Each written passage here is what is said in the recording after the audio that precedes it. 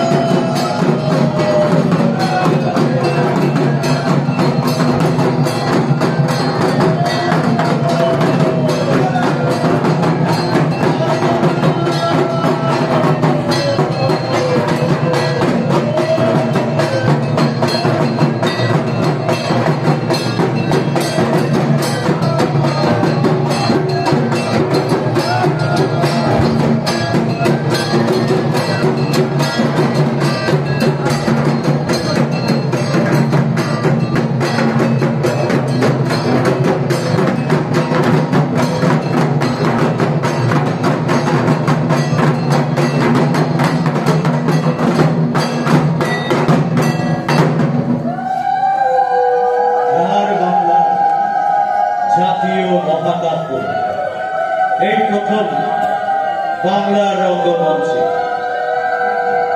আশ্রয় মহাকবি ধনরাম চক্রবর্তী, সঙ্গীত কার্তিক দাস বাউল, আবহ সঞ্চালনা কাজল মুখোপাধ্যায়, আলো কাজী খায়রুল ইসলাম, মঞ্চসজ্জা কাজী মেহবুব ইসলাম, রূপসজ্জা শীতেন্দু শেখর দাস, নাটক রচনা ও নির্দেশনা উজ্জ্বল মুখোপাধ্যায়, প্রযোজনা বীরভূম সংস্কৃতি বাহিনী নাগপুর, নাটক ধর্মমঙ্গল।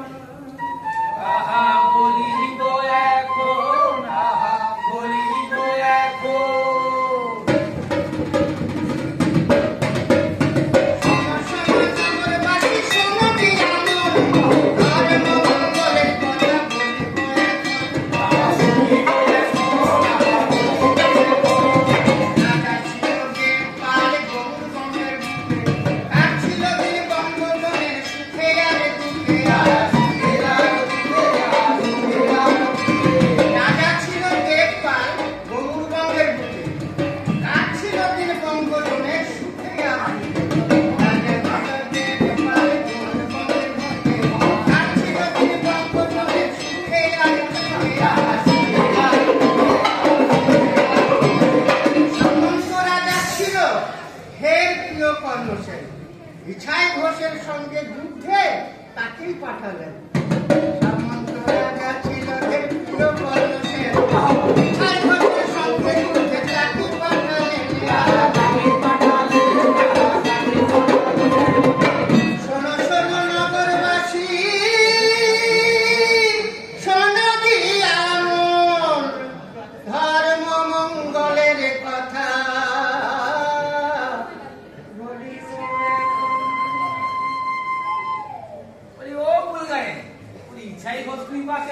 আর ধর্মমঙ্গলের কাহিনী তুই বাকি কি বলবে? তুমি বলো তো। বলছি ইছাই ঘোষ বীরভূম বর্ধমান লাগোয়া অজয় নদের তীরে শ্রী ষষ্ঠীতে একটি গড় স্থাপন করেন, নাম দেন ঢেকুর গড়। এই গড় স্থাপন করে ইছাই ঘোষ বঙ্গেশ রাজা দেবপালের কর দেওয়া বন্ধ করে দিলেন। ক্ষুদ্র বঙ্গেশ দেবপাল ইছাই ঘোষের বিরুদ্ধে যুদ্ধ ঘোষণা করলেন আর যুদ্ধে পাঠালেন তার প্রিয় সামন্তরাজ রাজা কর্ণসেন। কিন্তু সেই যুদ্ধে পরাজিত হলেন কর্ণসেন।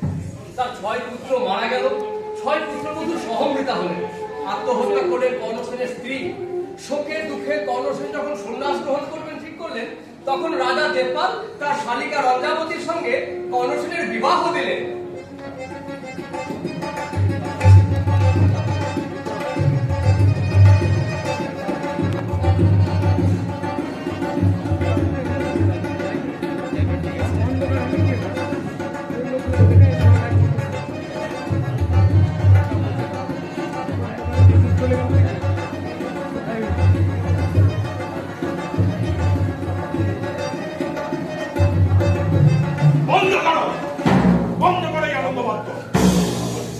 নিয়ে চলেছ শ্মশানের পথে, আনন্দ বাদ্য কেন? বলে করতাল বাজাও, আনন্দ উৎসব তপ্ত হয়ে ওঠে ঘড়ির টনে। মোহাম্মদ তুমি একই কথা বলিতেছ। তোমার আদরের ভগিনী রঞ্জাবতী সুবিখ্যাত সামন্তরাজ কর্ণসেনকে বিবাহ করে তার জীবন ধন্য করিয়াছে। আইসো, নবদম্পতিকে আশীর্বাদ করো। আশীর্বাদ? আশীর্বাদ? তাই বড় বাক্যে আমি ঈশ্বরের কাছে আমার ভগিনী রঞ্জাবতীর বৈধব্য প্রার্থনা করছি। নেমে আয়, গৌরের সঙ্গে পাল আমার ভগ্নিপতি হতে পারে, তাই বলে আমায় না জানিয়ে তোর নিয়ে দেয় কি করে?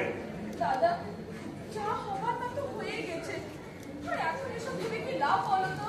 আর রঞ্জন না, রঞ্জন আমার কত স্বপ্ন, তোর বিয়েতে দেশ বিদেশের অতিথিরা আসবেন, আঙিনায় বসবে কত রকমের বাদকের দল, আনন্দে মুখরিত হয়ে উঠবে আমাদের নগর। আর আমি তোকে নিজের হাতে সাজিয়ে দেবো রে বোন।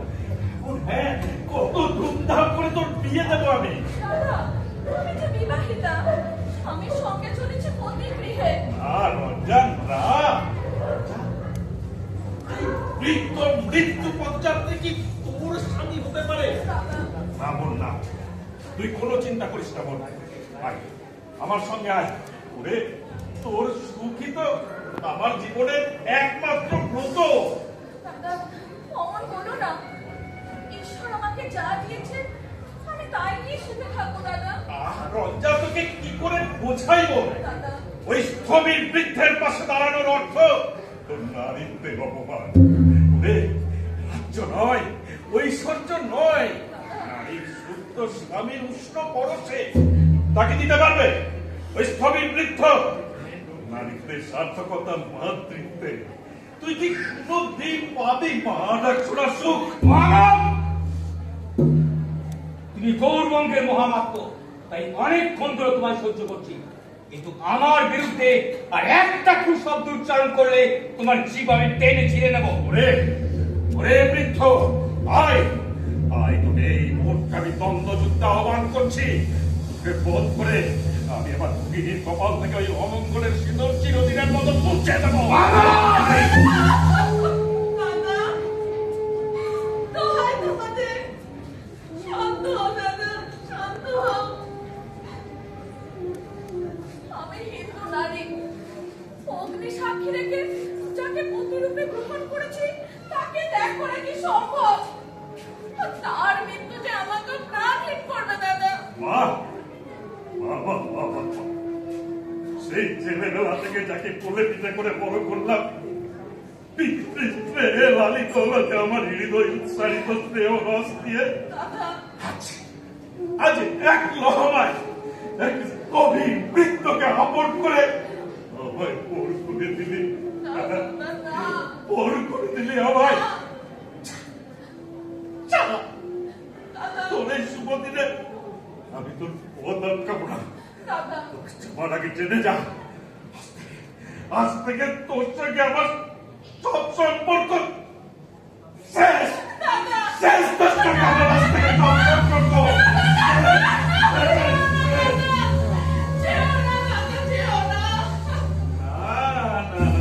রঞ্জাবতী, তোমার এই ছেলে আমি যাব না। কাল ছায়ার মতো আমি তোমার সঙ্গে সঙ্গে থাকবো। তোমার জীবনের প্রতিটি সকালে প্রস্ফুটিত কমলের মধ্যে তুমি আমাকে দেখবে বিষাক্ত কীট রূপে। রাত্রির নিশ্চিন্ত নিদ্রায় তুমি দেখবে আমার করাল রূপ। আজ থেকে তোমার সপরিবার সর্বনাশী হবে আমার জীবনের একমাত্র ব্রত। মামাত, নিজের পরিচয়ের অমর্যাদা করো না। পরিচয়? নিজের পরিচয় সম্বন্ধে সচেতন হও বৃদ্ধ কর্ণসেন। এই নারী তোমার কাছে কি চাই জানো? এই নারী চাই তোমাকে তার পুত্রের পিতা রূপে। আর তুমি ওই নারীর কপালে কি পরিচয় এতে দিলে জানো? দুশ্চিলা, বন্ধা, দুশ্চিলা, বন্ধা।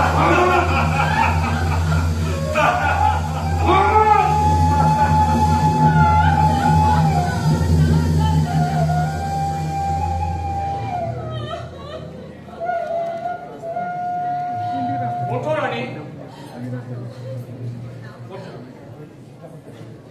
ঠিক মামাত ঠিক কথাই বলেছেন।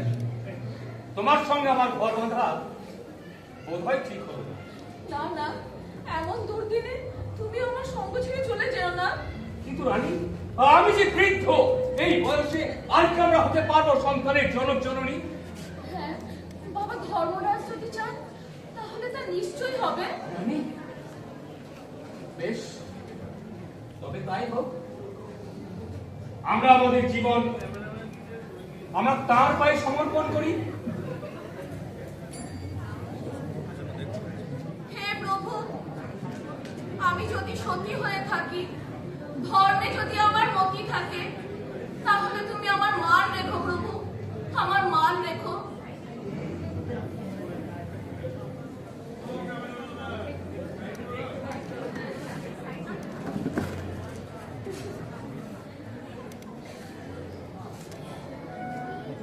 রানী রঞ্জাবতী, তুমি যদি পুত্র সন্তান চাও তাহলে বাবা ধর্মরাজের পুজো করো, আমি তোমায় আশীর্বাদ করি। আমি যদি হই সখী, পুণ্যবান আমার সখী। আমি যদি হই সখী, পুণ্যবান আমার সখী। গর্ভের মান রক্ষা করো হে।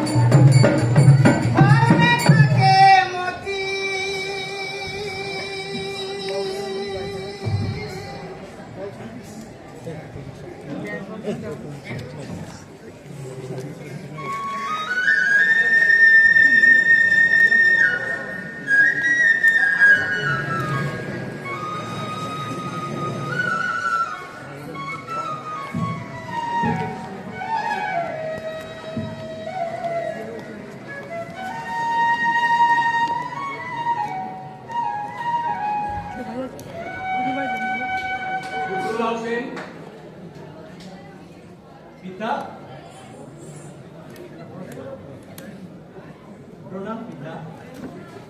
প্রণাম মাতা। দেখতে দেখতে তুমি কত বড় হয়ে উঠলে। তোমাকে নিয়ে আমাদের কত স্বপ্ন।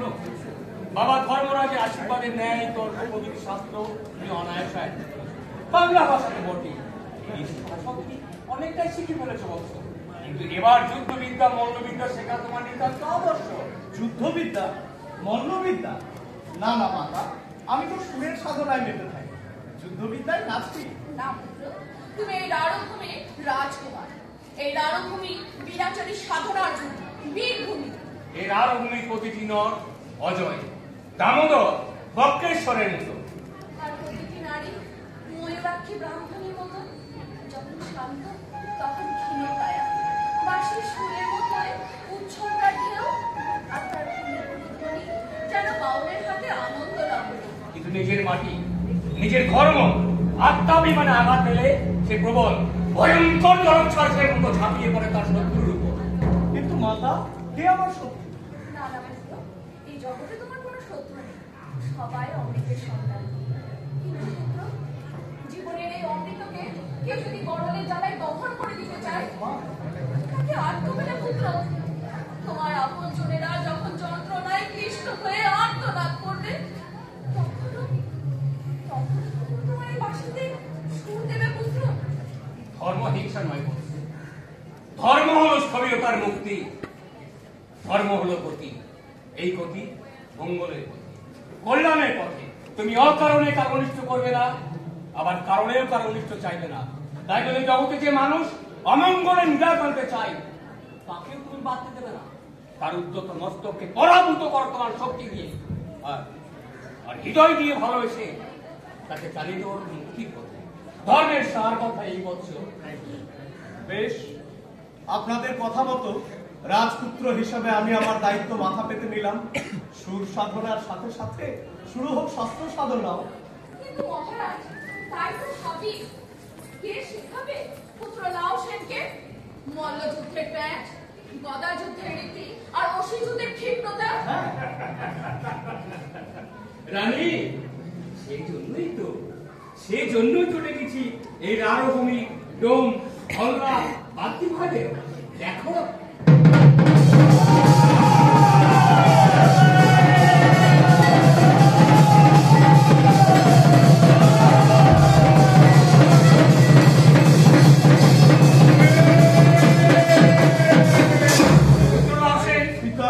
প্রণাম করো, ওরাই তোমার মল্লগুরু।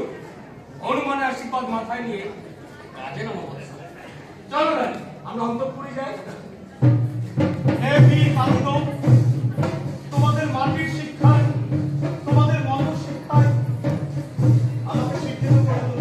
হ্যাঁ লাউসেন, শরীরে অনেক রকম কসরত আছে, তোমাকে একটা দেখাবো, তোমাকে একটা দেখাবো, তুমি দেখে নাও, শিখে নাও লাউসেন।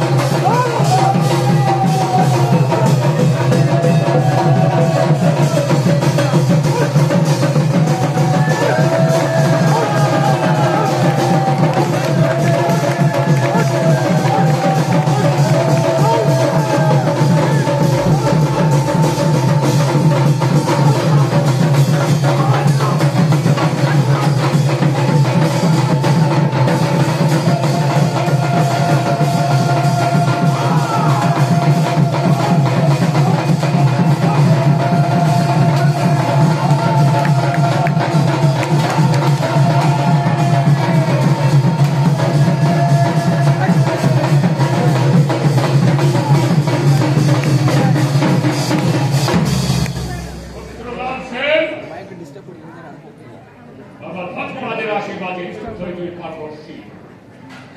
সকল মানুষকে নিয়ে ধর্মরাজ্য প্রতিষ্ঠা করো, আমি তোমায় আশীর্বাদ করি।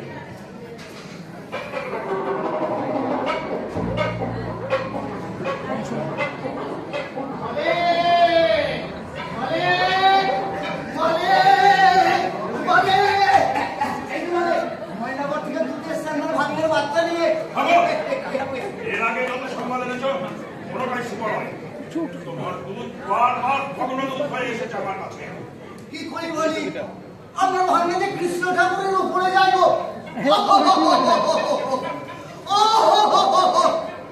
কংসমতার ভাগ্নেকে মারার জন্য যা যা চেষ্টা করেছিল, আপনি কি তার লেগে কম কিছু করলেন?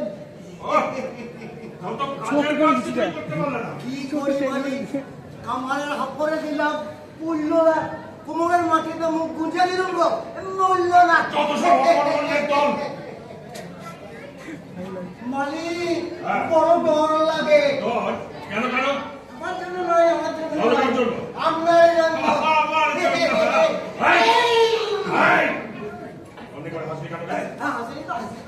বল বলছি। এই ভাবছিলাম, কি ভাবছিলে? বললাম মেরে ফেলবে যে। এই ভাবছিলাম কি কৃষ্ণের সঙ্গে লাউসেন, কংসের সঙ্গে মোহাম্মদ, কংসের সঙ্গে আমি। তখন শেষটা যদি মিলে যায় মালিক, শেষ কথার অর্থ কি? কৃষ্ণের হাতেই তো কংস মামা। আমি আপনার জন্য কিছু সংবাদ নিয়ে এসেছি। ও এসে গেছে, ভয়না করে ভগ্নদূত এসে গেছে। বলে ফেলো, তোমার সব সংবাদই তো দুঃসংবাদ। বলে ফেলো।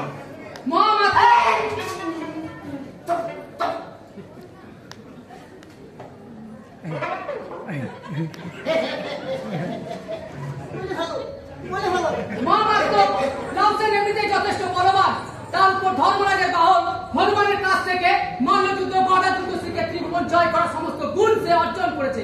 তাই ময়নাবার তাকে কোনো পাগাত আনা আর আমাদের পক্ষে সম্ভব নয়। সম্ভব নয়, অসম্ভব।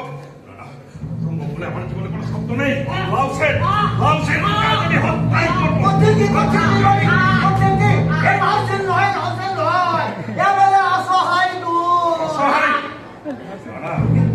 আমার জীবনে অসহায়তা কোনো জায়গা নেই।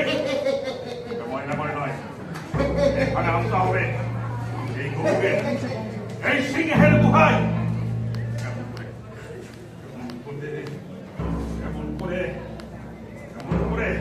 গৌররাজ দেবপাল সিংহাসনে আছে।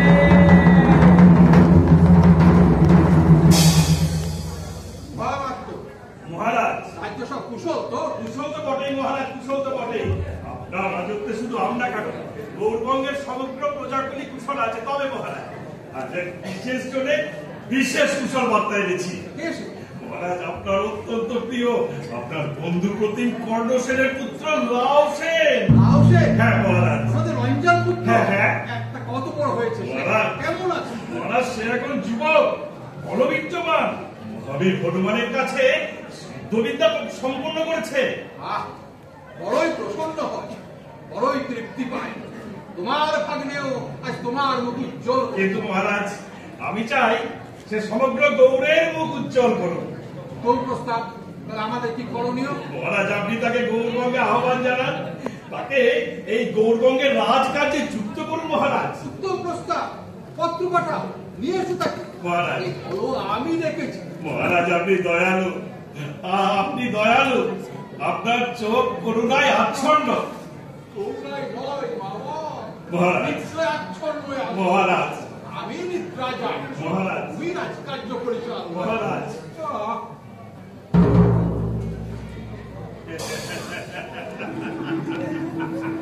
খবর পাঠাও, খবর পাঠাও রর বাংলার ময়না করে নিয়ে এসো তাকে, নিয়ে এসো সেই পথ দিয়ে যে পথে থাকে হিংস্র কামদর বাঘ। নিশ্চিত করে তার বাঘের পেটে যাওয়া।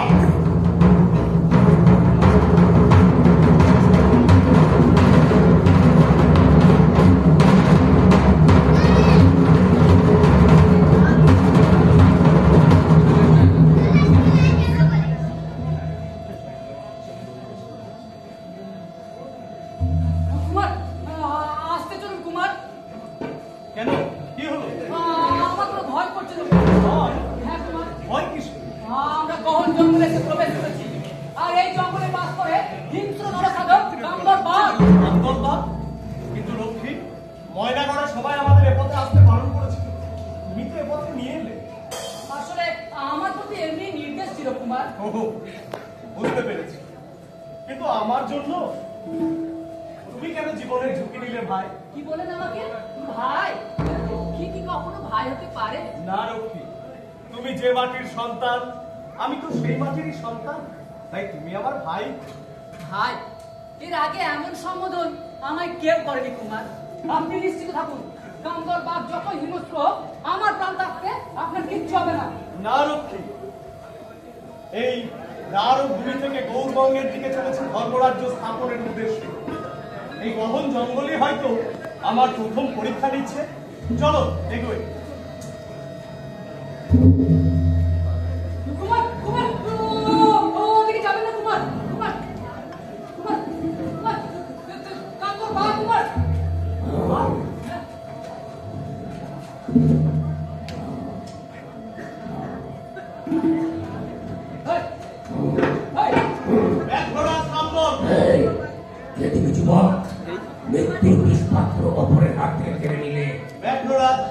আমি আপনারই মতো এই দ্বারক ভূমির একজন। আমি হতে সাথে বুঝি না, এই জঙ্গলটুকুই আমার ভূমি, আর বাঘ ছাড়া সব প্রাণী আমার খাদ্য। ব্যাঘ্ররাজ, সংকীর্ণ করেছেন আপনার মন, তাই জঙ্গলটুকুকেই আপনার ভূমি ভাবছেন। আসলে আসলে আপনি ভীরু। কি ভীরু? কি বলো তুমি যুবক? তোমার কথাগুলো শুনে জঙ্গলের বনস্পতিও লজ্জায় মাথা উঠে ফেলেছে। না ব্যাঘ্ররাজ, যে ভীরু সেই হিংসার আড়ালে নিজেকে লুকিয়ে রাখতে চায়, যে সাহসী সে উদার। এই মেলা বকিও না তো, খিদের পেটে তোমার মাংস খাবো না, তবে তোমার কথাগুলো চিবিয়ে খাবো নাকি? ব্যাঘ্ররাজ, তুমি ক্ষুধার্ত, ক্ষুধার্তকে খাদ্য দান করা আমার কর্তব্য। এসো এসো, আমায় গ্রহণ করো। কুমার কে দেবেন না কুমার? না। আমি আছি। না গ্রহণ করো। না, আমায় ছেড়ে দাও। আমায় ছাড় দেখি, হয় তুমি আমাকে গ্রহণ করো অথবা আজ আমি তোমাকে ধরবো। কি এত বড় স্পর্ধা তোমার? এই স্পর্ধা আজ পর্যন্ত কেউ দেখায়নি। যাও যাও, তোমার কর্তারে দৌড়নাস্তি গুলো আমায় লালায়িত করছে, তোমায় আমি ছেড়ে দিলাম, যাও। দেখো ভাই রক্তি, হলুদ হিংসার আড়ালে কালো ডোরা কাটা দাগের নিচে সত্যি একজন ক্ষুধার্ত লুকিয়ে আছে। ভালোবাসার ক্ষুধার্ত সে, প্রেমের তৃষ্ণায় আকুল। কুমার, এর কি চোখ দিলেন আমায়? হিংস্রতার অন্ধকারে যে এত ভালোবাসা লুকিয়ে আছে, তা তো আমি আগে জানতাম না কুমার। পাপী আমি না, অভিশপ্ত আমি না ব্যাঘ্ররাজ, মিথ্যা আমার বেঁচে থাকা, না ব্যাঘ্ররাজ, ব্যর্থ আমার জীবন। ব্যাঘ্ররাজ, কোন জীবনই ব্যর্থ হয় না। চলো, তুমি আমাদের সঙ্গে চলো। কিন্তু কিন্তু কোথায় নিয়ে যাবে আমায়? আমরা নারকভূমি থেকে চলেছি গৌরবঙ্গের দিকে ধর্মরাজ্য স্থাপনের উদ্দেশ্যে। তুমি আমাদের সঙ্গী হবে না? কিন্তু কিন্তু আমি যে বাঘ। বাঘ ছিল তোমার মনে, হিংসার সে হলুদ মিলিয়ে গেছে ভালোবাসার পরশে। কাউকে বাদ দিয়ে কি ধর্মরাজ্য স্থাপন হয় না? চলো চলো আমাদের সঙ্গে, তুমিও আজ থেকে আমাদের সঙ্গে চলো ভাই, চলো হেরো।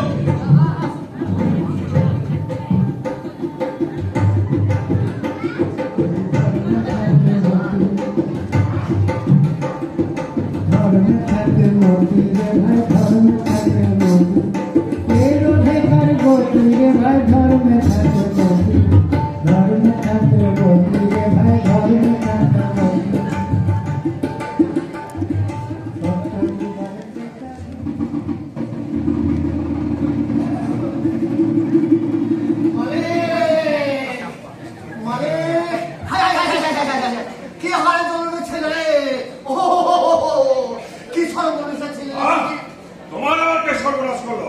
যাকে আমার কাজ ছাড়া আপনাকে এত তাড়াতাড়ি বিশ্রাম দিলে চলে? আমার কত কাজ। এই কাজে বকা কি হয়েছে তা বলো। যা বলার আমাকে আর বলতে হবে না। ওই ওই শুনুন, গৌড়ের অসংখ্য কোথায় কি বলতে বলতে আসছে।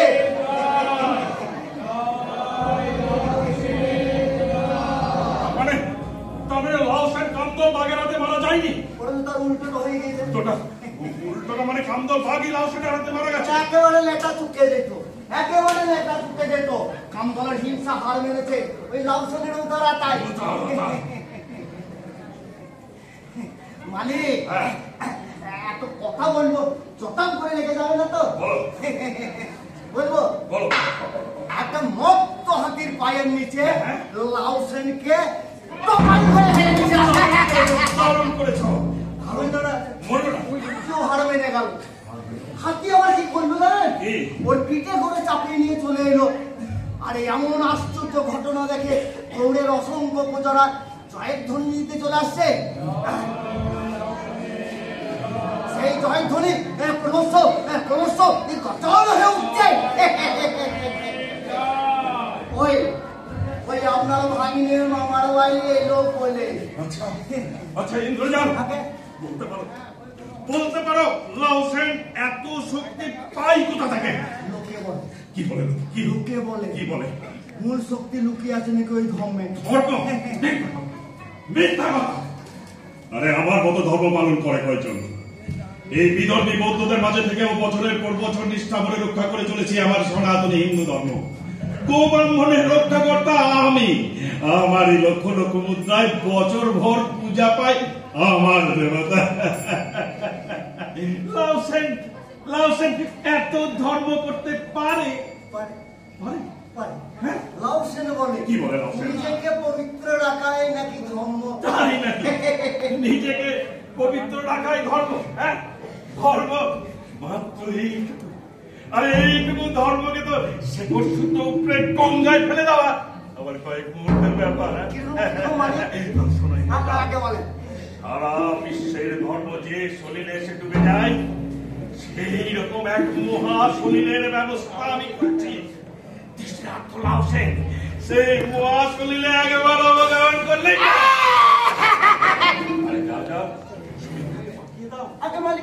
সুরিক্ষা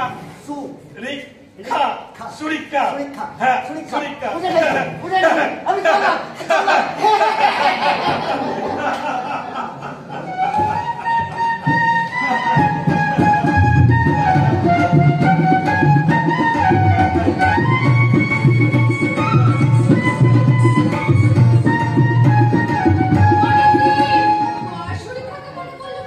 সুরিক্ষা সুরিক্ষা তুমি এসেছো? সুরিক্ষা এখনো তোমার নুপুরের ধ্বনিতে ময়ূর এখন মেলে তো? বলো সুরিক্ষা, এখনো তোমার কণ্ঠে যাতে অরণ্যের মদমত্ত মাতাল মাতঙ্গকে তোমার পায়ে লুকিয়ে ফেলতে পারো? প্রিয় ভগবানদের কি সুরিক্ষার ক্ষমতায় অবিশ্বাস? দেয়ালি ভালো লাগে না সুরিক্ষা। শরীরে আক্রান্তে ছুটে আসে ভ্রমণের দল, বলো বলো আমি উত্তর চাই। মহামাত্ম সুরিক্ষার রূপ আজও আধার হৃদয়ে তোলে বিদ্যুতের চমক। পাষাণের ফুল পরীক্ষা পরীক্ষা প্রার্থনীয় পরীক্ষা ঠিক বলেছ। আমি তোমার জীবনের কঠিনতম পরীক্ষা আজ নেব। এই লাল বাংলার এক রুক্ষতম শিলা আমি তোমার হাতে তুলে দেবো। দেখি দেখি তুমি তাকে কেমন করে সবুজ করে তোলো। সবুজ আচ্ছা বলো যাও, প্রয়োজনে ডেকে ওঠাও, যাও।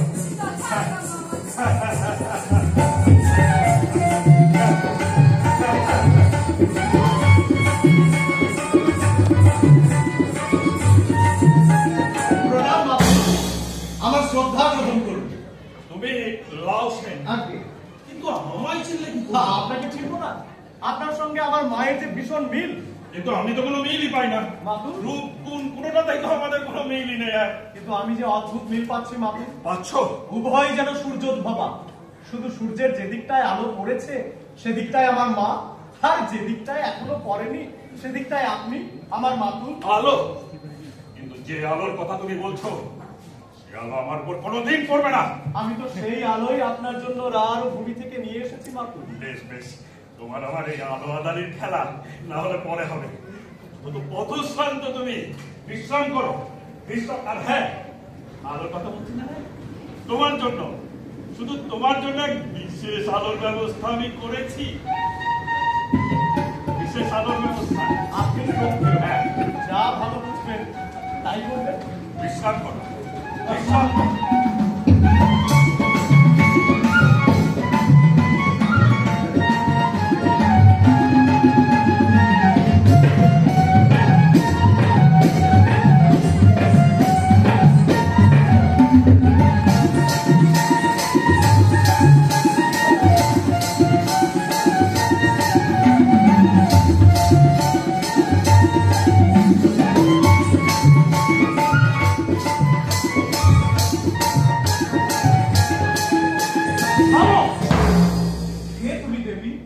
অন্তরের আলোকবর্তিকাকে নির্বাপিত করে বাইরের রূপের আগুনে নিজেকে ভস্মীভূত করছে। কুমার, এ আগুন রূপের আগুন। উদ্ধত পুরুষকে লেলিহান সুখায় গ্রাস করতে এ রূপের আগুন আমি জ্বালিয়ে রাখি। দেবী, আমি অরূপের পূজারী। রূপের মায়াজাল ছিন্ন করতেই তো আমার এখানে আসা। তাই বুঝি? হ্যাঁ। আর আমার আশা অরূপকে রূপের আঙিনায় এনে এ নারী জীবনকে সার্থক করা। নারী জীবনের সার্থকতা সে তো মাতৃত্বে। কি বললে? মাতৃত্ব? হ্যাঁ। মাতৃত্ব কি আমি তো বুঝি না কুমার। আমি বুঝি নারীত্ব। কুমারী, পুরুষ সাহচর্যই তার সার্থকতা। কিন্তু আমি যে তোমার অন্তরের সেই মাতৃত্বকে দেখতে পাচ্ছি। সন্তানের অধর চুম্বন করার জন্য তোমার অষ্ট কাঁপছে। সন্তানকে বক্ষে ধারণ করার জন্য তোমার হৃদয়ে আজ হাহাকার জেগেছে। এই কথা বলো আমার মাতৃত্ব নেই, আমার পবিত্রতা নেই। আমি যে নগর নটি, অধার্মিক। নটি? জীবন নাটকে আমরা সবাই নট কিংবা নটি। আর ধর্ম অধর্ম এগুলো বড় বাহ্যিক বিষয়। মানুষ জোর করে মানুষের গায়ে তা সেটে দেয়। ধর্ম কোনো পার্থিব বস্তু নয়। সব কালে, সব দেহে, সব মনে সে সমানভাবে বর্তমান। কিন্তু কেউ তো আমার পর্যন্ত দেখে না কুমার। দেখেন, এই তো আমি দেখছি। না কুমার না, তুমি মিথ্যা কথা বলছো। না। সেই দৃষ্টি পাই না কোথাও।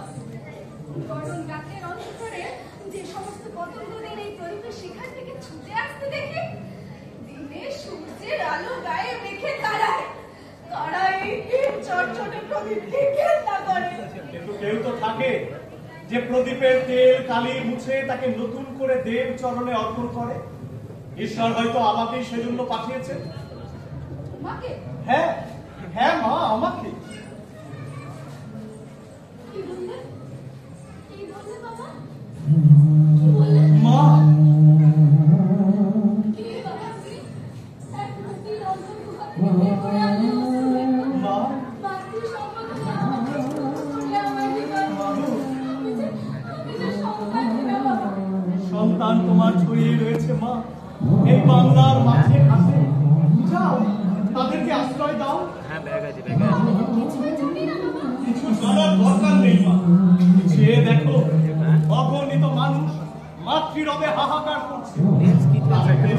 তাদেরকে আশ্রয় দাও, তাদেরকে বুক পেতে দাও, তাদের জন্য জীবন উৎসর্গ করো। সার্থক করো, সার্থক করো মাগো তোমার নারীত্বকে। সার্থক করো তোমার মাতৃত্বকে। সার্থক করো তোমার মনুষ্য জন্মকে।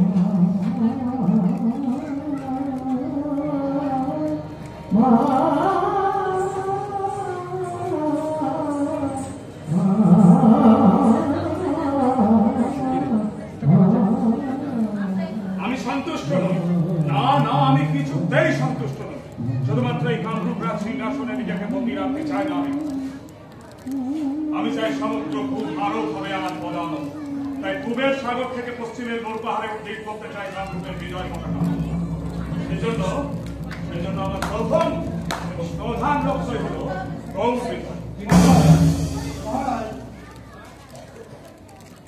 গৌরবঙ্গের মহামাত্র এসেছেন, তিনি আপনার সাক্ষাৎ প্রার্থী।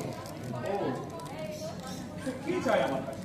মহারাজ, শুনেছি গৌরবঙ্গে সমস্ত ক্ষমতায় নিয়ে ভোগ করে এই মহামাত্র লোকটি অত্যন্ত ক্রূর এবং নিষ্ঠুর ব্যক্তি। গৌরের প্রজা সকল খুবই রুষ্ট থাকে। ও, তা সে কামরূপ রাজ দরবারে কেন? ডাকো ডাকো তাকে। দেশের মহামন্ত্রী আছে না আমার সঙ্গে, কিন্তু কেন কেন? কামরূপ রাজের জগৎটা ছড়িয়ে পড়ে ভারতবর্ষের নানা প্রান্তে। মহারাজ, গৌর মহামাত্র মহামাদের সামান্য উপহার গ্রহণ করুন।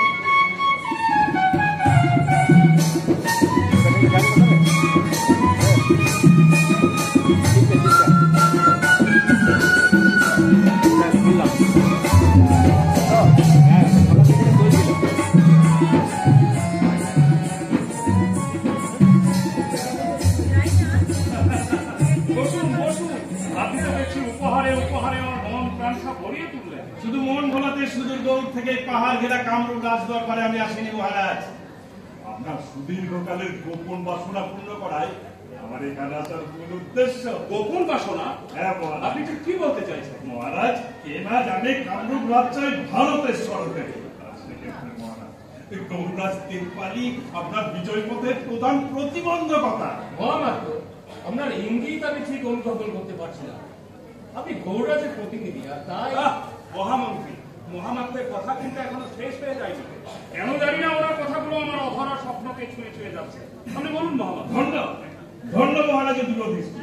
মহারাজ গৌররাজ দেবপাল এই মুহূর্তে বৃদ্ধ অসমর্থ শাসন ক্ষমতাহীন। তাছাড়া তার অত্যাচারে গৌরবঙ্গের প্রজাগুলা জর্জরিত। এক্ষেত্রে তারা তাদের সিংহাসনে একজন যোগ্য উপযুক্ত ব্যক্তিকে শাসক হিসেবে পেতে চান। সেক্ষেত্রে মহারাজ আপনার চেয়ে যোগ্য ব্যক্তি এই পূর্ব ভারতে আর কি আছে? মহারাজ, হ্যাঁ, একথা সত্য যে গৌরবঙ্গের রাজনৈতিক অবস্থা অত্যন্ত সংকটজনক। গৌরবাসী জর্জরিত, অর্থনৈতিক অবস্থা ক্রমশ শক্তিশা হয়ে যাচ্ছে। কিন্তু মহারাজ, মহারাজ তার জন্য দায়িত্ব মহামাত্র। মহামন্ত্রী, মহামন্ত্রী কে না জানে গৌরবঙ্গের পরক্ষে সমস্ত প্রশাসন চলে যাচ্ছেন আপনি। মহামন্ত্রী, মহামাত্রের কথা কিন্তু এখনো শেষ হয়ে যায়নি। আপনি বলুন মহামাত্র, আপনার অভিপ্রায় সত্য ব্যক্ত করুন। মহারাজ গৌরবঙ্গের সৈন্যবাহিনী আমার দ্বারা নিয়ন্ত্রিত হয়। আমি গৌরাক্রমণ করলে গৌরবঙ্গের বিশাল সৈন্যবাহিনী আমার নির্দেশে তৎক্ষণাৎ আপনার কাছে আত্মসমর্পণ করবে। শুধু তাই নয়, তারা গৌড়ের পতাকা ভুলণ্ঠিত করে কামরূপ রাজের পতাকা হাতে করে উচ্চ রবে ঘোষণা করবে, জয় কামরূপ রাজের জয়। উত্তম প্রস্তাব, অতি উত্তম প্রস্তাব। কিন্তু মহামাত্র, মহারাজ আপনাকে একটা প্রশ্ন করতে পারি? মহারাজ, কংগ্রেসকে পরাজিত করে আপনার কি লাভ? মহারাজ আমার লাভ মূলত দুটি। প্রথমত গৌড় বিজয়ের পর আপনার অধীনে গৌড় শাসন করব আমি, আর দ্বিতীয়ত সমস্ত ধর্মকে অহরকা লাল সেনের সমূলের বিনাশ। মহারাজ, যার অত্যাচারে বঙ্গজীবন জর্জরিত, নতুন শাসন ক্ষমতায় আপনি যদি তাকেই প্রতিষ্ঠিত করতে চান তাহলে লাভ থাকে। তাছাড়া যে বিশ্বাসঘাতক, তাকে দিয়ে আর যাই হোক বেশি দিন রাজ্য শাসন করা যায় না। ক্ষমতার লোভে নিজ ভূমি ত্যাগ করে আজকে যে আপনার কাছে আসছে, কাল আপনার দুর্দিনে সেই যাবে ও অশুভ শক্তির সঙ্গে আঘাত করবে। মহামন্ত্রী, তুমি না রাজনীতির কিচ্ছু বোঝো না। মহারাজ শোনো, ক্ষমতার অন্যতম মূল শর্তই হলো হয় বিরোধী শক্তির বশ অথবা চিরতরে বিনাশ। মহামাত্র, মহারাজ, আপনি যে কথা বলতে চাইছেন তা যদি সত্য হয়, মহারাজ, তাহলে শুধু গৌড় কামরূপ নয়, গৌড় কামরূপ সহ সমগ্র পূর্ব ভারতের মহামন্ত্রী হবেন আপনি। মহারাজ, বাহ বাহ মহারাজ, বাহ। সুখে দুঃখে প্রজন্মের পর প্রজন্ম আপনার অনুগত থেকেছি শুধু এই পুরস্কার পাওয়ার জন্য। মহামন্ত্রী, আমি অনেকক্ষণ ধরে তোমাকে সহ্য করেছি। তুমি কি আজকাল আমার প্রতি আনুগত্য হারাচ্ছ? না মহারাজ, না। আমি শুধু আপনার নয়, আমি এই কামরূপ ভূমির চির অনুগত। এই মাটির ভালোতেই আমার ভালো, তাই এই মাটির দুর্দিনটাকে ছেড়ে যাওয়া আমি স্বপ্নেও ভাবতে পাই না মহারাজ। সাধু সাধু, তবে যাও, যুদ্ধের জন্য প্রস্তুত হও।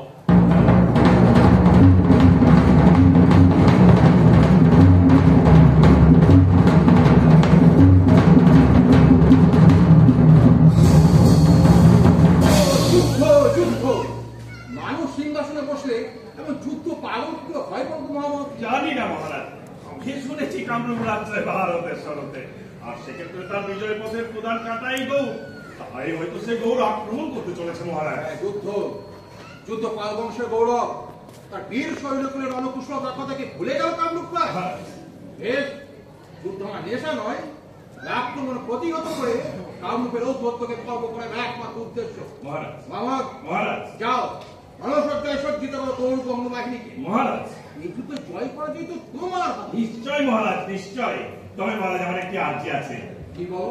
এই যুদ্ধের সেনাপতি করুন আপনার নয়নের মণি বীর লাও সেনকে। ধর্মরাজ্য সংস্থাপনের যে স্বপ্ন তিনি দেখছেন এবং আমাদেরকে দেখাচ্ছেন, এই যুদ্ধই যেন তার ভিত্তি তৈরি করে মহারাজ। উত্তম প্রস্তাব, আমি এক্ষুনি ডেকে পাঠাচ্ছি তাকে। মহারাজ, এই বঙ্গে ফিরে যাও, মহারাজ, বার্তা দাও সৈন্যদেরকে মহারাজ, গৌরব রাজ্যে চূর্ণ হয়ে যাক। যাও মহারাজ। যুদ্ধ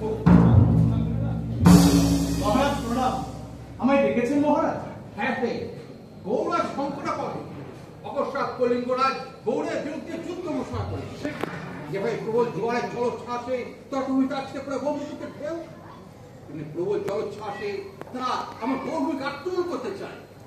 তাই যুদ্ধ অনিবার্য। আর এই যুদ্ধে গৌর বাহিনীর নেতৃত্ব দেবে তুমি। আমি আসেন তুমি। পশ্চিমের খাদ্যবিলেরা আমার সৈন্যবাহিনী প্রবল, উত্তরে হিংস্র অনেকে একটু পরাক্রান্ত সৈন্যবাহিনী আমার। আর এই বাহিনীকে পরিচালনা করবে তুমি। বেশ, তবে আমার একটি আর্জি আছে মহারাজ। কি পুত্র বলো? মহারাজ, গৌরাজ সংকটাপন্ন। এই দুঃসময়ে মাটিকে রক্ষা করার দায়িত্ব কি আমার, আপনার আর আপনার ওই ভাড়াটের সৈন্যদের? কি বলতে চাইছি? মহারাজ, গৌরাজ আক্রান্ত। এই সংকটজনক মুহূর্তে এই গৌর ভূমিকে রক্ষা করার দায়িত্ব তাদের, যারা এই মাটির কোলে ঘুমিয়ে পড়ে এই মাটিতে জীবন জীবিকা অর্জন করে এই মাটিতেই ঘুমিয়ে পড়ে তারা। মহারাজ, আপনার রাজ অট্টালিকা যাদের দিয়েছে নিয়ত সম্মান, সমাজের উচ্চ শ্রেণীর মানুষ যাদের দিয়েছে অস্পৃশ্যতার পরিচয়, আমার আপনার মতো শাসকেরা যুগ যুগ ধরে যাদের নিঃস্ব, বঞ্চিত, লাঞ্ছিত করে রেখেছে, সেই তারা চিনব না মহারাজ? আমার বঙ্গভূমির ডোম, বাউরি, ভল্লা ভাইরা, তাদের কাছেই তো শিখেছি দেশপ্রেম, তাদের জন্যই তো মাটির প্রতি ভালোবাসা, ধর্মরাজ্য স্থাপন। মহারাজ, গৌর যদি আমার নেতৃত্বে যুদ্ধ ঘোষণা করে, তবে আমার সৈন্যবাহিনী সজ্জিত হবে তাদের দ্বারা। উত্তর প্রস্তাব, আমার কার বিলম্ব নয়, শুরু হোক যুদ্ধ। হ্যাঁ মহারাজ, শুরু হতে চলেছে যুদ্ধ। এই যুদ্ধ কোনো রাজার সঙ্গে রাজার যুদ্ধ নয়, রাজ অট্টালিকা আর চালু পেতে আহ্বান জানাচ্ছে ভারত ভূমির প্রকৃত সন্তানদের। বলছে, তোমরা নিপীড়িত, বঞ্চিত, লাঞ্ছিত, কিন্তু তোমরাই জানো মাটিকে ভালোবাসতে, তোমরাই জানো মানুষকে মনুষ্যত্বের মর্যাদা দিতে। তাই এই যুদ্ধ ভারত ইতিহাসের প্রথম ধর্মযুদ্ধ।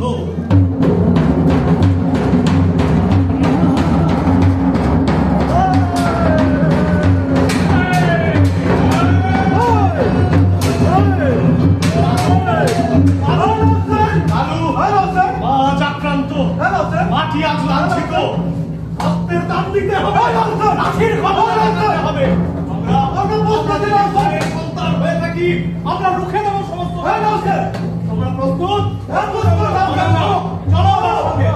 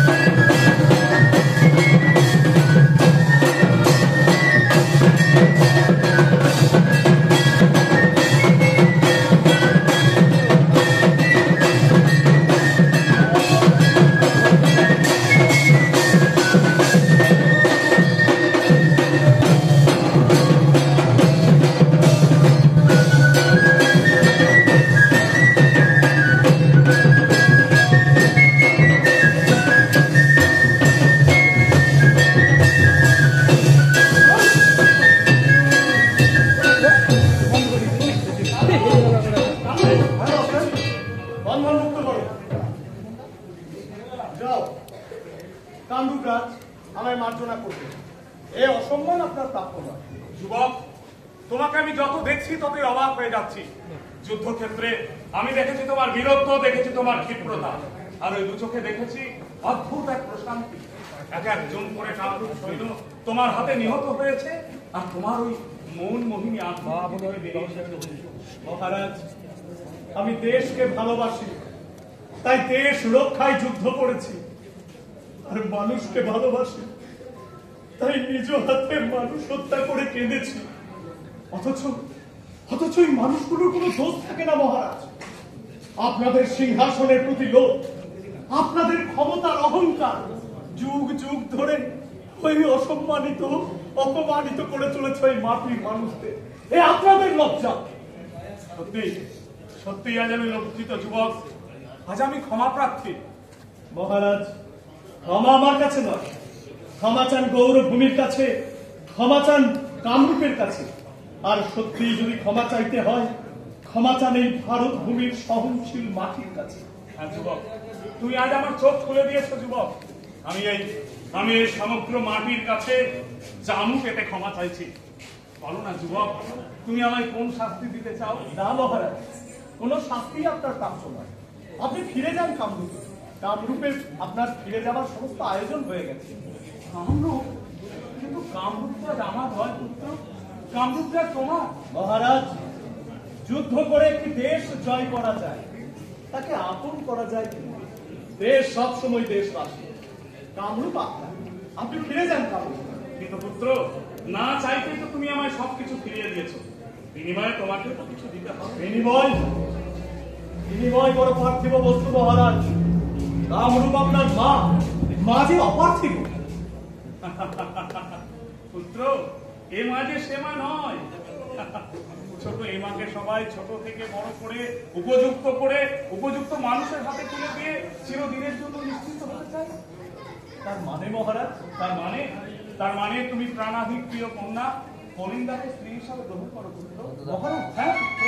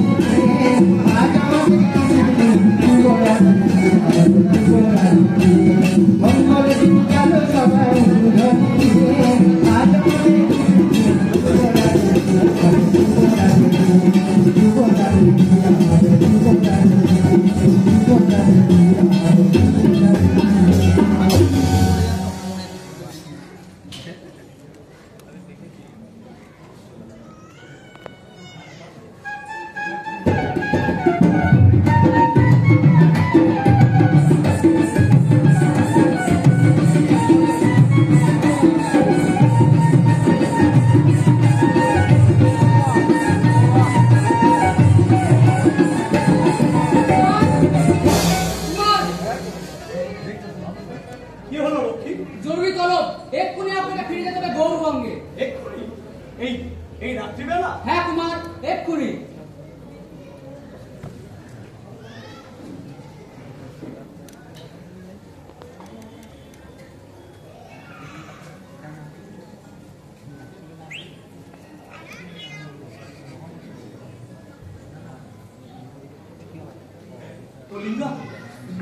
কেন চলে যাও নাথ?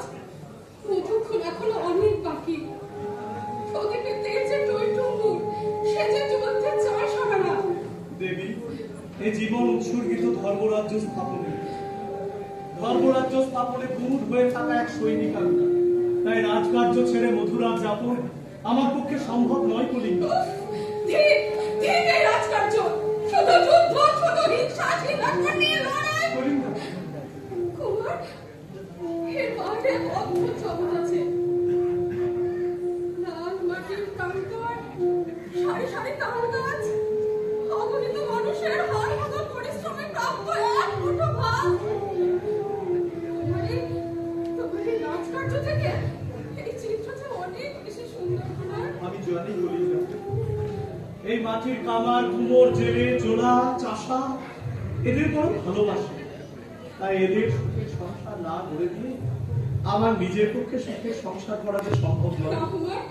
কলিঙ্গা, আমাকে বিদায় দাও। আমাকে আজকে ফেলে যেও না কুমার। কুমার, কুমার, কুমার,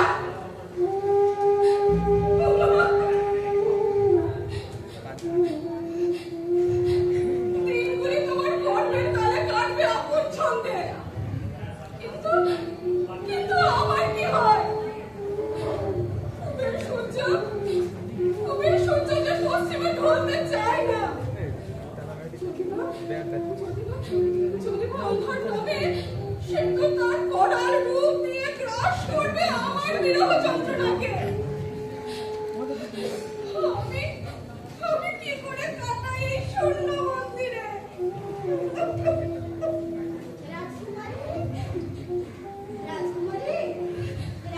রাজকুমারী, তোমার জন্য ফুল এনেছি। মালা কাঁদবে না? প্রিয় বিরহের যন্ত্রণাকে দ্বিগুণ করতে এলিলে পড়া মুখে কি করে তোকে বোঝায়? তোর এই খুলে আছে বিষময় কণ্ঠ, যার তীক্ষ্ণতায় কত বিক্ষত আমার হৃদয়। কত বুঝি না বাবু। আমি জানি রাজকুমার ছুটবে ঘোড়ায়, তাকে ঘরে বন্দি রাখার সাধ্য কার? সে গোটা বিশ্বে ছড়িয়ে পড়তে চায়। আর আমি? তুমি রইবে তার অপেক্ষায়। কিন্তু এই মালা কে পড়বে? মালা পরার জন্য মালা গাঁথবে কেন কুমারী? মালা গাঁথার জন্যে মালা গাঁথবে। সেই গাঁথাতেই তোমার সব, বুঝলে?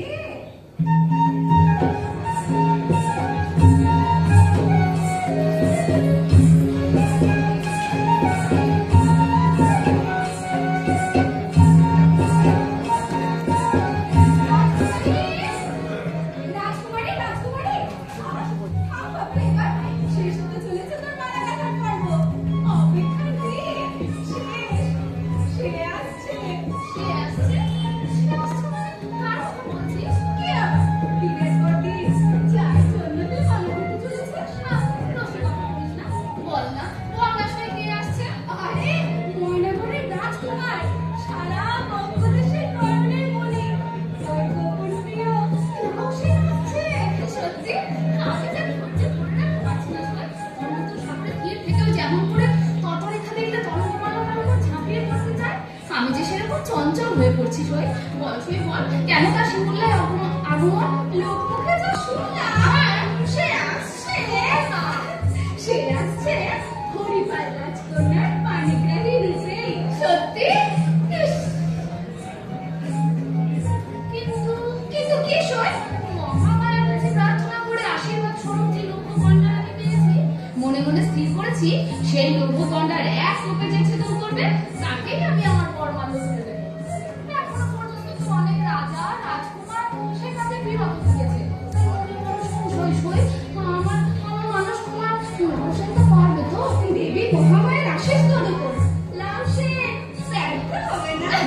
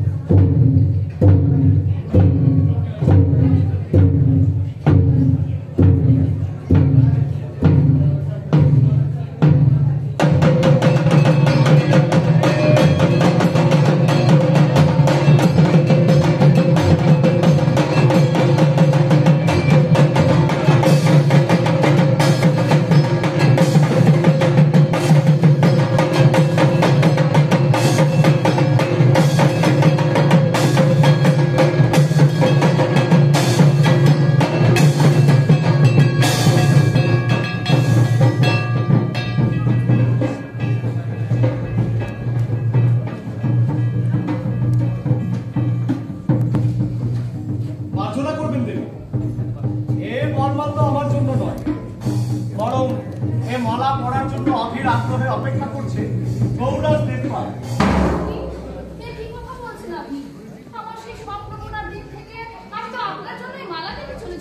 আমার জন্য? হ্যাঁ কুমার। না না, তুমি তাস করে হয় না না, তা হয় না। আমার সর্বসত্তা তো আপনাদের লীন হয়ে আছে কুমার। রাজকুমারী? হ্যাঁ কুমার, লৌহ গন্ডার ছেদন সে তো আপনাকে পাবারই ছিল না মাত্র। কিন্তু আমি তো মহাবতের নির্দেশে গৌরাজের জন্য ছেদন করেছি লৌহ গন্ডার, যা রাজার অধিকারের, তা আমি গ্রহণ করি কি করে?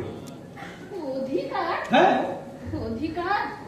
নারী কোনো ভোগ্য পণ্য নয় যে রাজা চাইলে তোমায় তা তুলে দিতে হবে। রাজকুমারী, আমি এতদিন তোমাকে ধর্মরাজ্য স্থাপনে বুধ হয়ে থাকা একজন আত্মত্যাগী যুবক ভেবেছিলাম, কিন্তু এখন দেখছি তুমি একজন স্থাপক, রাজার সমাজকারী স্বার্থান্বেষী সুযোগ সন্ধানী কাপুরুষ। আমাকে তোমার অনুগত দাস পাবি যে তোমার চিৎকার আমি কুঁকড়ে যাব।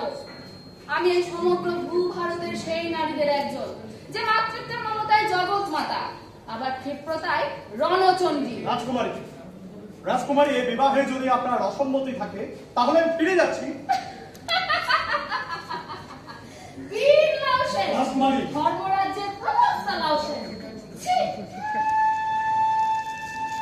তুমি কি জানো আমার জীবনের এত যুগ কেটেছে শুধু তোমার জন্মে? ছোটবেলায় আমার সখীরা যখন পুতুল নিয়ে খেলতো তখন আমি ঘোড়ায় চেপে রণকৌশল শিখেছি শুধু তোমার যোগ্য হবো বলে। লাউসেন, জীবনের প্রথম যৌবনে আমার সখীদের চোখ যখন চঞ্চলা হরিণীর মতো অস্থির, তখন আমি রাঙা চেলি পরে মহামায়া সাধনায় ভূত হয়ে থেকেছি শুধু তোমায় পাবো বলে। লাউসেন, আর আজ যখন তোমায় দেখছি তখন কেন জানি না আমার হাতের পেশিগুলো কেমন টান টান হয়ে যাচ্ছে, হাতের মধ্যে লেজে উঠতে চাইছে তলোয়ার। লাউসেন, আজ একবার হোক না যুদ্ধ। না না, এ যুদ্ধ গৌরের সাথে শিমুল্যার নয়, এ যুদ্ধ তোমার সাথে আমার যুদ্ধ। রাজকুমারী কানরা, আমি নারী জাতিকে সম্মান করি, তাদের সঙ্গে যুদ্ধে লিপ্ত হই না। এই পুরুষ মানুষেরা নারীদের মর্যাদা দেবার নাম করে তাদের দুর্বল প্রতিপন্ন করতে চায়, কিন্তু আমি তোমাদের দেখাতে চাই নারী কোনো তাদের মর্যাদা ভিক্ষাবদ্ধ করুন না, তা ছিনিয়ে নেওয়া অধিকার। শিমুল্যাবাসী জনগণ, আমি তোমাদের হরিপাল রাজকন্যা আজ এই মাটিতে দাঁড়িয়ে প্রতিজ্ঞাবদ্ধ হচ্ছি, ওই লাউসেন যদি আমাকে যুদ্ধে পরাজিত করে তাহলে তার কথা মতো বৃদ্ধ দেবপালকে আমার প্রতিরূপে গ্রহণ করব, আর যদি সে পরাজিত হয় আমার কাছে তাহলে সে আমাকে পত্নী রূপে গ্রহণ করতে বাধ্য হবে। রাজকুমারী কানরা, বাধ্য করলে আমাকে তোমার বিরুদ্ধে অস্ত্র ধারণ করব।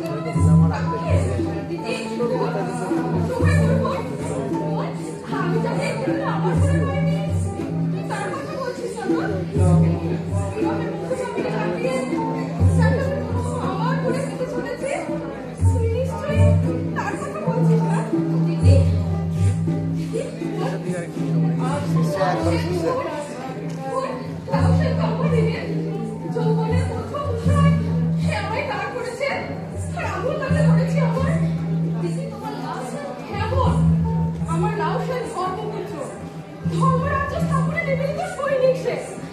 দিদি, তোমার লাশের যে আমারও সাথে দিদি।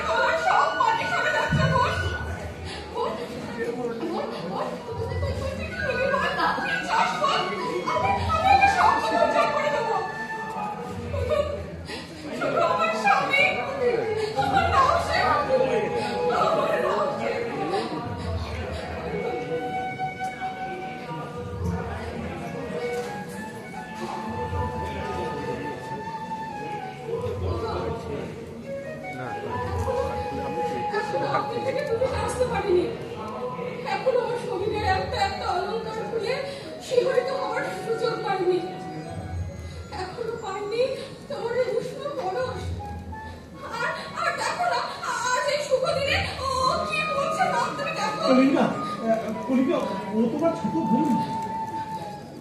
বেশ তো, আমার ছোট বোন। কিন্তু তোমার কে? বলো না তোমার কে? বলো, নীরব থেকো না, বলো। আমার ধর্মপত্নী।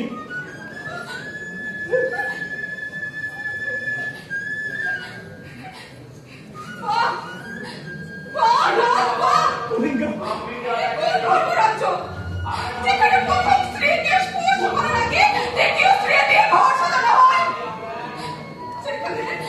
যেখানে একটা নারীর হৃদয়কে খেলনা পাতির মতো ভাঙা গড়ার খেলা হয়, সে কি করে প্রতিষ্ঠা করবে একটা আদর্শ ধর্মরাজ্যের? সে নিজেকে কি করে বলবে যে সে একজন আদর্শ ধর্মপুরুষ? দিদি, চুপ, চুপ।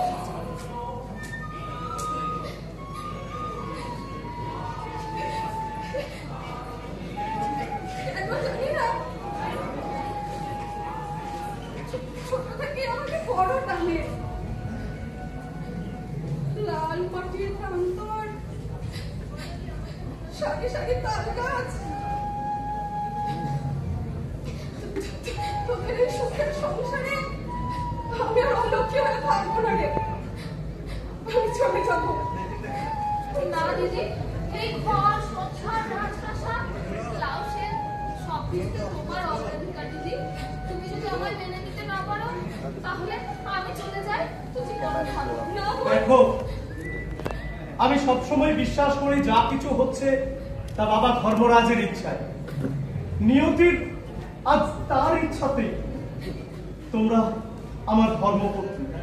কিন্তু তোমরা দুজনেই জানো কোন ক্ষুদ্র সংসার করতে আমি আসিনি, এই জীবন উৎসর্গ করেছি এই মাটির কল্যাণে। তাই তোমরা দুজনেই আমার ধর্মপথের সঙ্গিনী হতে পারো না? হ্যাঁ দিদি, আমাদের স্বামী লাউসেন, তিনি তো আর পাঁচটা পুরুষের মতো নন। তার আজীবনের স্বপ্ন ধর্মরাজ্য স্থাপন। তাই চলো না, তুমি আমরা দুজন মিলে তার এই কাজকে পূর্ণতা দিই। এসো কলিঙ্গা, এসো। বেশ,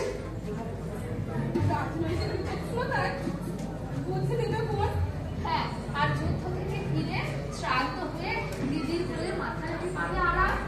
এসো, আমাদের জীবন যৌবন সংসার সব উৎসর্গ করি তার পায়ে।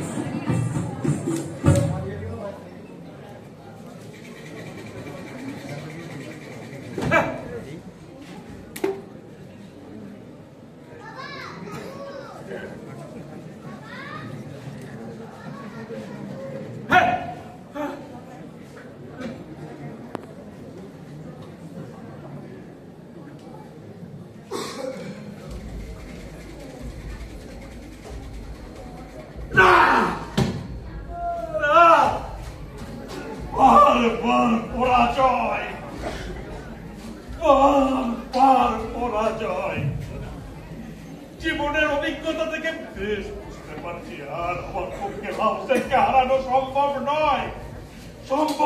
লাউসেনকে হারানো।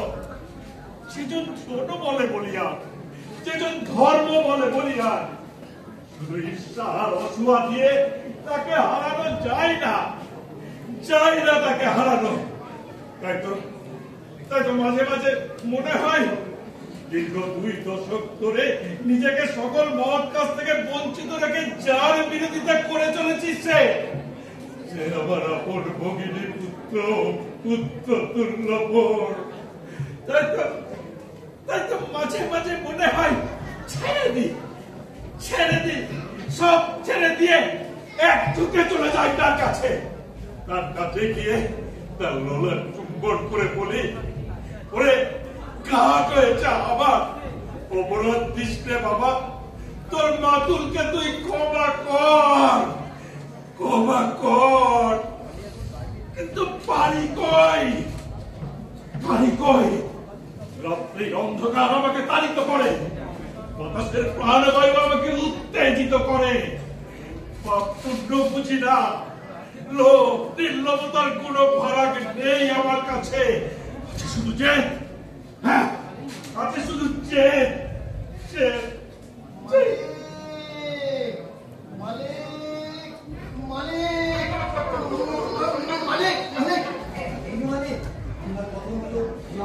খবর পাঠানো হয়েছে,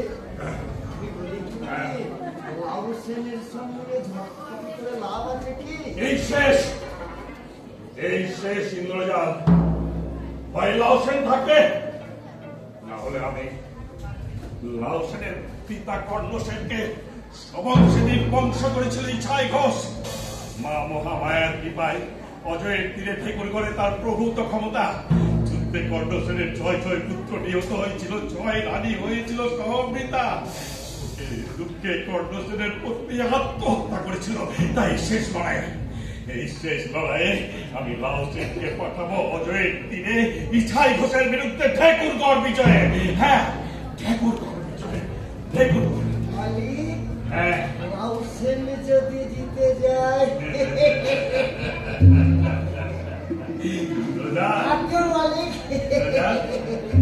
লাউ সেনের শক্তির উপর সম্পূর্ণ আস্থা রেখেও বলছি, এই শেষ লড়াইয়ে আমি শাঁখের করাত চালাবো। একদিকে মা মহামায়ার ভক্তের সঙ্গে ধর্মরাজের ভক্তের হবে চরম লড়াই। আর সেই লড়াই যদি হেরে যায়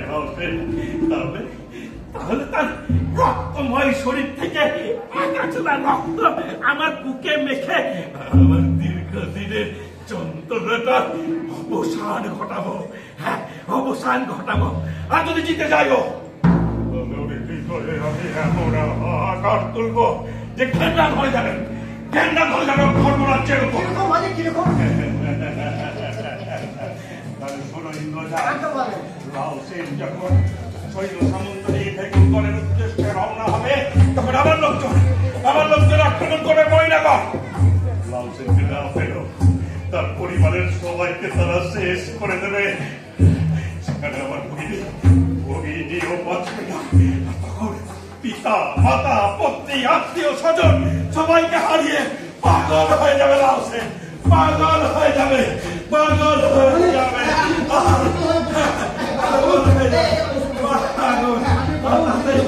তাতেই আমার শান্তি, তাতেই আমার শান্তি। ঠিক বলেছ, আমি বড় বেশি উত্তেজিত করছি না। আমার উত্তেজিত হলে হবে না। সামনে অনেক কাজ। লাউ সেনকে ঠেকুরগড়ের উদ্দেশ্যে পাঠাতে হবে। আর আমাকে ময়নাগড়ের আক্রমণের প্রস্তুতি নিতে হবে। যাও ময়নাগড় আক্রমণের প্রস্তুতি নাও।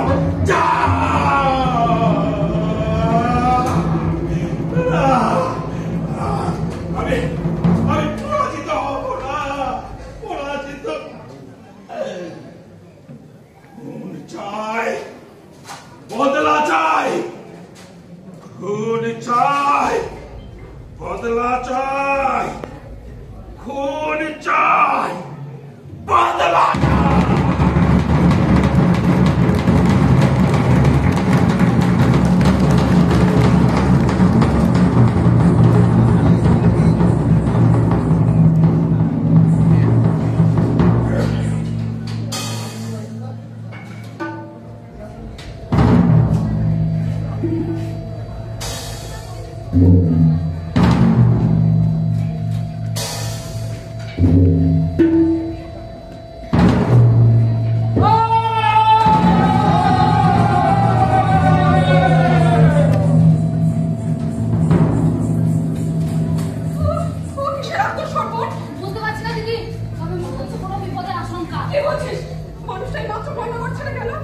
যাওয়ার সঙ্গে সঙ্গে বিপদ।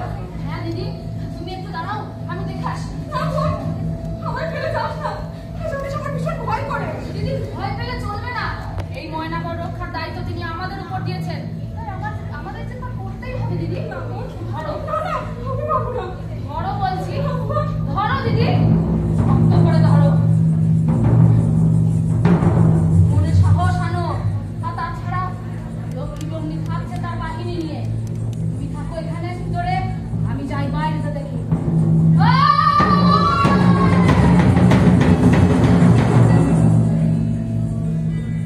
বেশ, ময়নাগড় রক্ষার জন্য যদি আমায় অস্ত্র ধরতে হয়, তাহলে এই হাতে তুলে নেবো অস্ত্র।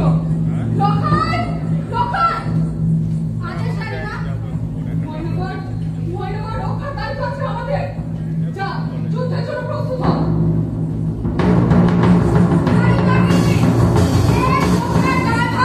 আজ আমাদের কাছে চলে এসো, এসো সবাই।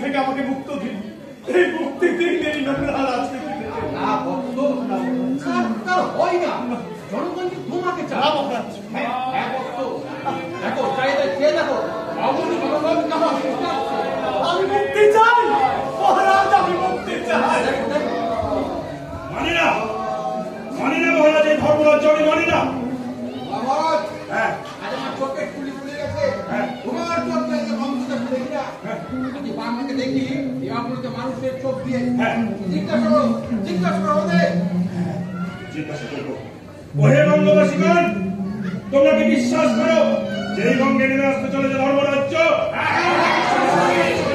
বিশ্বাস করো। আচ্ছা, ধর্মরাজ্য সংস্থাপনের জন্য এমন একজনকে দরকার হয় যে অসাধ্য সাধন করতে পারে। কে? কে লাউসেন অসাধ্য সাধন করতে পারে? তাহলে লাউসেন দেখাও তোমার অসাধ্য সাধনের ক্ষমতা। এই সন্ধ্যা লগ্নে পশ্চিম আকাশে অকাল সূর্যোদয় ঘটিয়ে দেখাও। দেখাও তোমার অসাধ্য সাধন ক্ষমতা, দেখাও। মহারাজ মহারাজ, আমি কোনো ধর্মগুরু নই, কোনো বাদিবর্গ। এই জীবন উৎসর্গ করেছিলাম এই মাটির কল্যাণে। আর কত পরীক্ষা দিতে হবে মহারাজ? পারবে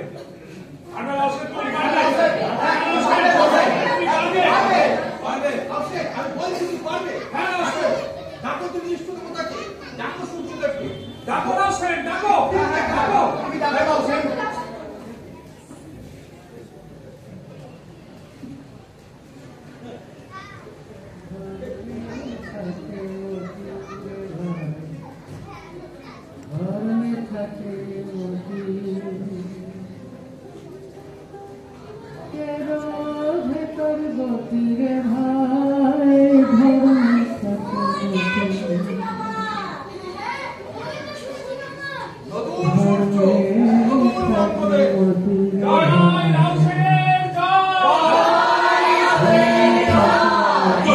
কোথায় সূর্য?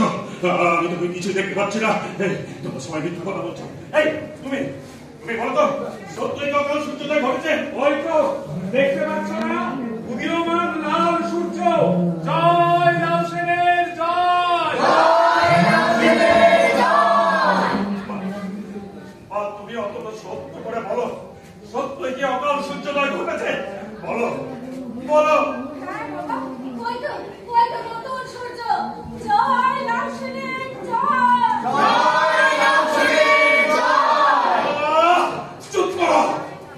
চুপ করো মিথ্যাবাদীর দল।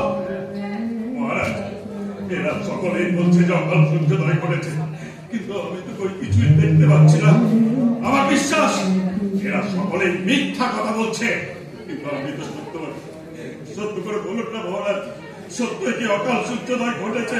বলুন মহারাজ, বলুন সত্যই কি অকাল সূর্যোদয় ঘটেছে? বলুন। এ সূর্য বিশ্বাসের সূর্য। অমৃত বঙ্গবাসী লাউসেনের চোখ দিয়ে নতুন দেশকে দেখছে। অহংকারাচ্ছন্ন আউট তোমার বোন, ওকে দূরে সরিয়ে রেখে তুমিও নেবে ধুলে ধুলায়।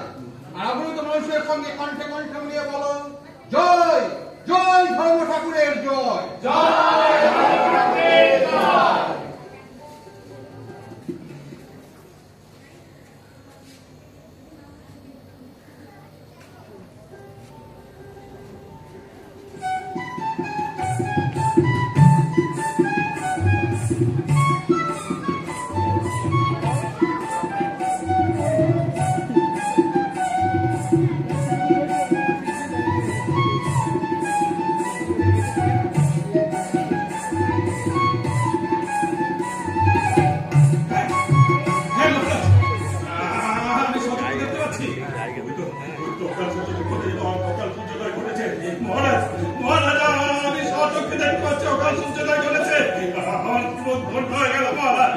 আমার জীবন ধন্য হয়ে গেল। জয় ধর্ম ঠাকুরের জয়, জয় ধর্মরাজ্যের জয়, আমাদের নতুন সূর্য লাউসেনের জয়।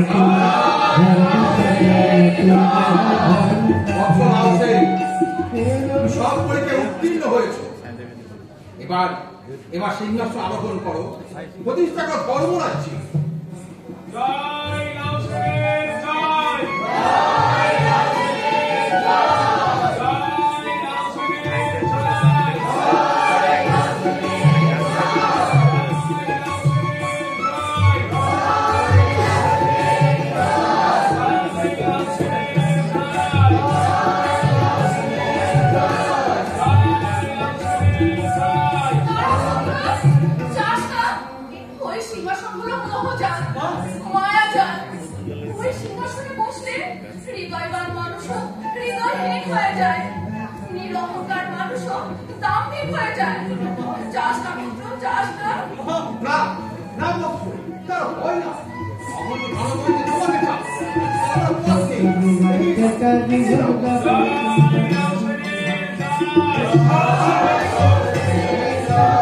ওই সিংহাসন ক্ষমতার উৎস ওখানে আরোহণ করলে দেখবে আমার মতো লোভী সাবধান নিশিরা তোমাকে ছেঁকে ধরবে।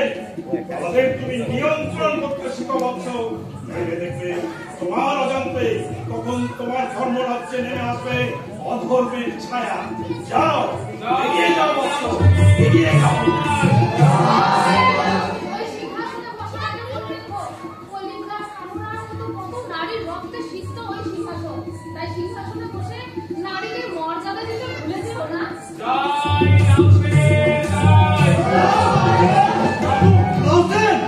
তুমি তো আমাদের মতন গরিব মানুষের বন্ধু, কিন্তু ওই সিংহাসনে যেই যায় আমাদের সবাই তুমি জানো আমাদের ভুলে যেও না লাউসেন। আমাদের তো গরিব মানুষ।